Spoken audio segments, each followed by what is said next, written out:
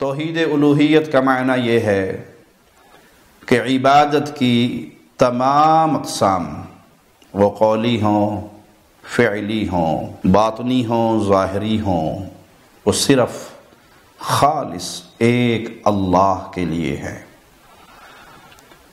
تمام طرح کی عبادات کا حقدار تنہا و یکتا مالک و مولا ہے، اور ہر طرح کی عبادات غیر اللہ کے لیے اس کی نفی کی جائے کہ اللہ کے علاوہ کوئی نہیں جو عبادت کی کسی قسم کا حقدار ہو۔ عبادت کی کروڑہ قسمیں کر لی جائیں تب بھی کسی ایک قسم کا اللہ کے علاوہ کوئی حقدار نہیں، وہ تنہا ہے، یکتا ہے۔ سجدے ہوں گے تو صرف اسی اللہ کو، رکوع ہوں گے تو صرف اسی اللہ کو، پکارا جائے گا تو صرف اسی اللہ کو۔ ہر قسم کی عبادت کا حقدار اللہ ہے۔ مالک کا فرمان سنیے، وَقَضَىٰ رَبُّكَ أَلَّا تَعْبُدُوا إِلَّا إِيَّاهُ، تمہارے رب نے یہ فیصلہ فرما دیا ہے کہ اس کے علاوہ کسی کی عبادت نہیں ہوگی، نہ ذبح کسی کے لیے، نہ قربانی کسی کے لیے، نہ نذر کسی اور کے لیے، نہ نیاز کسی اور کے لیے، نہ خوف کسی اور کا، نہ محبت کسی اور سے، نہ پکارا کسی اور کو جائے گا، نہ بھروسے کسی اور پر کیے جائیں گے۔ یہ تمام عبادات حق ہے خالص ایک مولا کائنات اللہ مالک کا۔ مالک کا فرمان ہے وَاعْبُدُوا اللَّهَ، عبادت صرف اللہ کی کرو، وَلَا تُشْرِكُوا بِهِ شَيْئًا، اس کی عبادت میں کسی کو شریک نہ بناؤ۔ اگر یہ نظر دینا عبادت ہے، حقدار خالص اللہ ہے۔ کسی سے ڈرنا،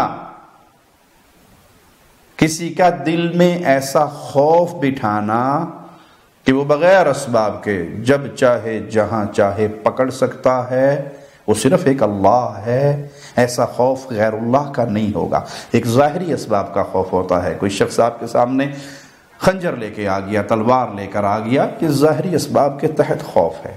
لیکن آپ ایک تنہائی میں ہیں جہاں کوئی نہیں ہے، اور آپ یہ سمجھیں کہ میرا پیر مجھے یہاں دیکھ رہا ہے، وہ مجھے پکڑ سکتا ہے، وہ مجھے مار سکتا ہے، وہ میرے حالات کو بدل سکتا ہے، ایسا خوف اللہ کے علاوہ کسی اور کا نہیں، کیونکہ مالک اسباب کا محتاج نہیں، مخلوق اسباب کی محتاج ہے۔ یہ عبادت اللہ کی خاص ہوگی، اس میں اللہ کا کوئی شریک نہیں بنایا جائے گا۔ مالک کا فرمان سنیے، مولا فرماتا ہے اننی انا اللہ لا الہ الا انا، میں ہی تمہارا سچا الہ ہوں، میں اللہ ہوں اور میں ہی تمہارا الہ ہوں، میں ہی تمہارا معبود برحق ہوں، یعنی تم عبادت صرف میری کرو گے، فاعبدنی، میری ہی عبادت کرو، میری عبادت میں کسی کو شریک نہ ٹھہراؤ، میری ہی عبادت کرو، واقم الصلاۃ لذکری، اور میرے ذکر کے لیے نماز قائم کرو۔ تو اللہ الہ برحق ہے، اللہ کے علاوہ کوئی اور الہ نہیں ہے۔ جب اللہ کے علاوہ کوئی اور الہ نہیں ہے تو مدد کے لیے جب بھی پکارا جائے گا صرف یا اللہ مدد، پھر یا علی مدد نہیں کہا جائے گا کیونکہ یہ سیدنا علی کی عبادت قرار پائے گی۔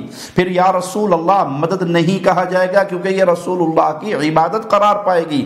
پھر جب پکارا جائے گا تو اللہ کو مانگا جائے گا تو اللہ سے ظاہری، باطنی، قولی، عملی ہر طرح کی عبادت کی جائے گی، تو صرف مولا کائنات کی، اللہ کے علاوہ کسی اور کی عبادت نہیں ہوگی۔ مالک کا فرمان سنیے، مولا فرماتا ہے یا ایھا الناس اعبدوا ربکم الذی خلقکم والذین من قبلکم لعلکم تتقون، اے لوگو عبادت کرو اپنے اس رب کی، الذی خلقکم، جس نے تمہیں پیدا کیا اور تم سے پہلوں کو بھی پیدا کیا۔ پیدا کرنے والا اللہ ہے۔ آدم کو اللہ نے پیدا کیا، حوا کو اللہ نے پیدا کیا، ان دونوں سے ذریت ان کی چلائی تو اللہ نے چلائی۔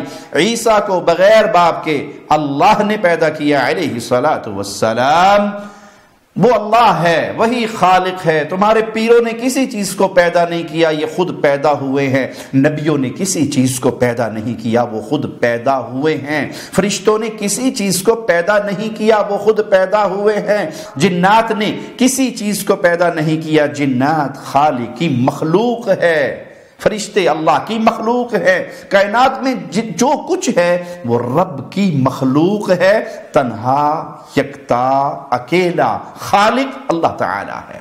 جب اللہ خالق ہے تو مولا کا اعلان کیا ہے عبادت کرو اس کی جو تمہارا رب ہے۔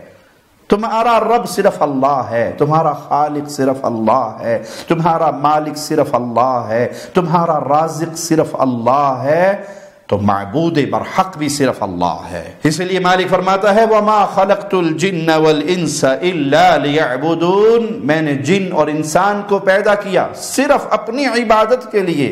جن اور انسان مولا کی عبادت کے لیے پیدا ہوئے ہیں، خالق کی عبادت کے لیے پیدا ہوئے ہیں، اللہ کے علاوہ کسی اور کی عبادت کے لیے پیدا نہیں ہوئے۔ اپنے جیسے انسانوں کے قدموں میں سجدے کرنے والوں، تم اللہ کو سجدے کرنے کے لیے پیدا ہوئے ہو۔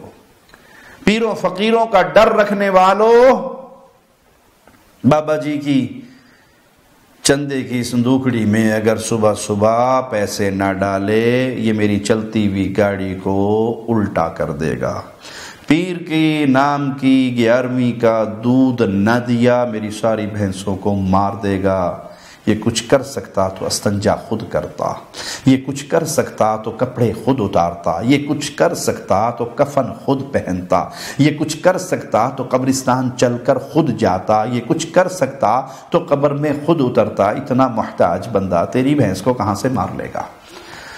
تم پیدا ہوئے ہو مولا کی عبادت کے لیے، صرف اس اللہ کی عبادت کرو۔